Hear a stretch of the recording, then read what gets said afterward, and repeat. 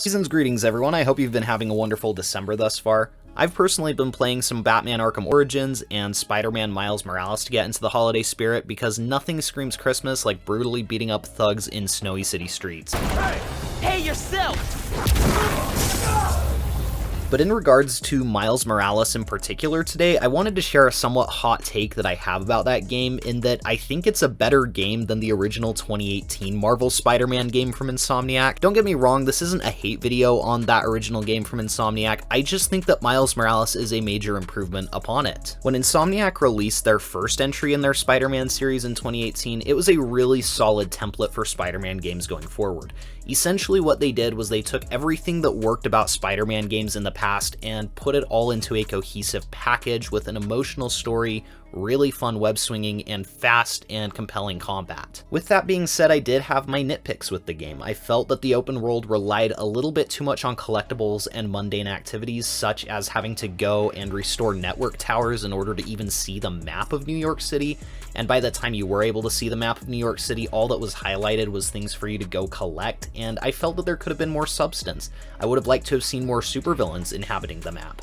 Similarly, the story takes a long time to build up. There is an explosive third act, but I felt that a lot of the characters involved, such as the Sinister Six, weren't really fleshed out enough to justify their presence in the game. But as a whole, those were all just nitpicks. I think overall the game is fantastic. In terms of Miles Morales, though, I feel that they took everything that worked about Spider-Man 2018 and kept that and improved upon it, and they also fixed a lot of my nitpicks with it. I also feel that it was actually a benefit to Miles Morales to have a shorter playtime. Miles Morales, for anyone who doesn't know, wasn't intended to be a full AAA release. Instead, it was intended to be more of a spin-off or a glorified DLC. As a result, the game is around half the length of the original 2018 game, but I feel that this allowed for Insomniac to cut out a lot of filler content and just keep the meat of the story. There were a few issues that arose from this approach as well. For example, I feel that the main villain of Miles Morales has a bit of a Cliff Notes version of their story arc. I didn't really buy their motivation of turning into a full villain during the third act, just because I didn't feel that there was enough build up to it. Besides that single issue though, the story retains its really emotional core with characters that you care about. It really has some compelling villains and utilizes them to great advantage and fleshes them out really well, again outside of that one little nitpick that I have for Tinkerer. Similarly, with my issues with the open world with the collectibles and some of the filler content, Spider-Man Miles Morales fixed a lot of my issues there as well by reducing the number of waves that you have to take on in bases. It reduces the number of collectibles, and the ones that are there serve a really strong story purpose. There was one mission that involved collectibles that literally had me close to tears by the end of it, just because it was so impactful to Miles as a character, and I really appreciated that they included that as story content. All of the side activities in Miles Morales were built around fleshing out Miles as a character and his relationships to the other characters of the game,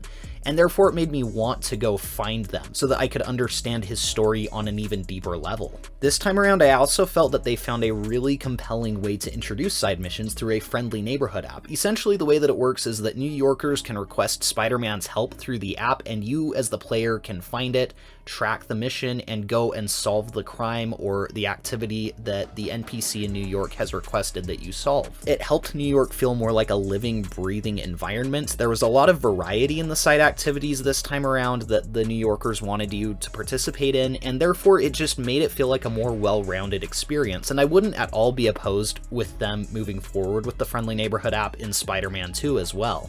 It could even be fun to get missions like, "Hey Spider-Man, my daughter is late to dance class, can you swing her over there quick?" It would be easy content to develop, but it would just add to the feel of New York and help you feel more like a friendly neighborhood Spider-Man between the main story missions that make you feel like an epic superhero. I feel that Miles Morales just did a better job of understanding how long a side mission can stay before it outstays its welcome. In the 2018 game, I started getting tired of the bases and repetitive crimes around the city, whereas Miles Morales found a much better way to balance them. Even in terms of things that I thought were pretty pitch perfect in that first game, like the web swinging and the combat, Miles Morales even picks it up there as well. The boss fight with Rhino at the beginning of this game is completely awe-inspiring just in terms of set pieces. It is some of the most visual spectacle that I've seen in a boss fight ever. It truly felt like a Spider-Man comic book or film brought to life. Another great montage is when Miles Morales is designing his suit and they put it to some really cool music. It feels so cinematic. The web swinging now gives a lot more freedom with its air tricks. There's a lot more flips and varieties of tricks that you can do while you're in the air, and it allows you to personalize your style of web swinging. In terms of combat, this game also takes it up a notch by giving Miles access to his bioelectric abilities, which he refers to as Venom Blasts.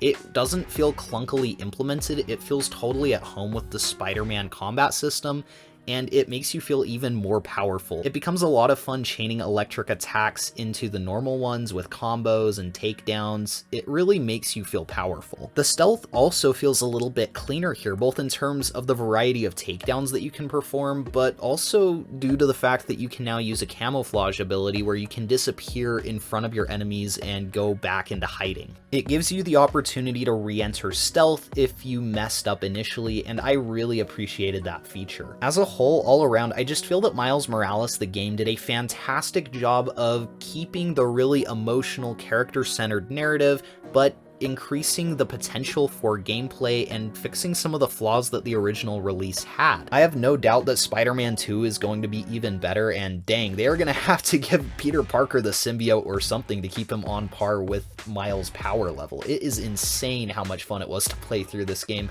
I also do just happen to love the snowy New York. That's not really something that we'd seen in a Spider-Man game yet, and I just thought it was a really nice change of pace. So overall, I am a huge fan of Spider-Man Miles Morales. Let me know what you think in the comments below. Do you agree with me that Miles Morales is an improvement over the original game, or do you think I am absolutely off the wall? Anyways, thanks you guys all so much for watching. Please be sure to like and subscribe if you enjoyed the video, and we will see you guys in the next one.